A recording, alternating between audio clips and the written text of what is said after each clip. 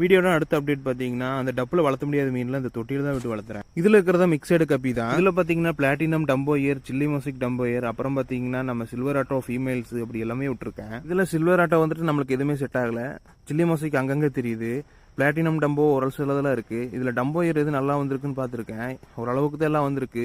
பழைய ப்ரீடு மாதிரி ஒன்று இருக்குது. அதை காமிக்கலாம் தான் ஷோ பண்ணுறதுக்கு இந்த இலையை நம்ம பிச்சு எடுத்து போகிறோம். என்னடா இலையை பிச்சு எடுத்துகிட்டு போய் காமிக்கிறேன், கையில் பிடிச்சி காமிக்க மாட்டேயான்னு கேட்பீங்க. கையிலேயோ நம்ம வலையிலேயோ பிடிச்சி காமிச்சோம்னா அதோட கலர் ஒரிஜினல் அப்படியே தெரியாது. இந்த மாதிரி ஒரு க்ரீன் கலர் லீஃபில் வச்சு காமிச்சிங்க அப்படின்னா அதோட கலர் ஒரிஜினல் அப்படியே தெரியும். மீனும் ஸ்ட்ரெஸ் ஆகாது. மொத்த தொட்டிலேயே பார்த்தீங்கன்னா இப்போ பிடிச்சிக்கிற ஃபிஷ்ஷோட டம்போ இயர் மட்டும்தான் ரொம்ப பெருசாக இருக்குது. டம்போ இயர் அப்படிங்கிறது யானைக்காதும்பாங்க. யானைக்காது மாதிரி அதோட ரெக்கை இருக்கு பாருங்க, ப்ளூ கலரில். ஃபஸ்ட்டு வாங்கின பேரண்ட்டோட அது இப்படி தான் இருந்துச்சு. இதில் இந்த ஒரு ஃபிஷ் மட்டும்தான் இப்படி இருக்குது. இதுக்கு தகுந்த ஃபீமேல் நான் ஒன்று செலக்ட் பண்ணோம். பிளாட்டினமில் ஒரு ஒரிஜினல் பிளாட்டினம் ஃபிஷ்ஷை ஃபீமேலை செலக்ட் பண்ணி அதுக்கு மேட் பண்ணால் தான் இதோவே மரக்குட்டி நம்ம எடுக்க முடியும். பிளாட்டினம் டம்போ இயர் ஃபிஷ்ஷுக்கு தகுந்த ஃபீமேல் ஃபிஷ்ஷை நம்ம வந்து அடுத்த வீடியோவில் கண்டிப்பாக வந்து எடுக்கலாம்.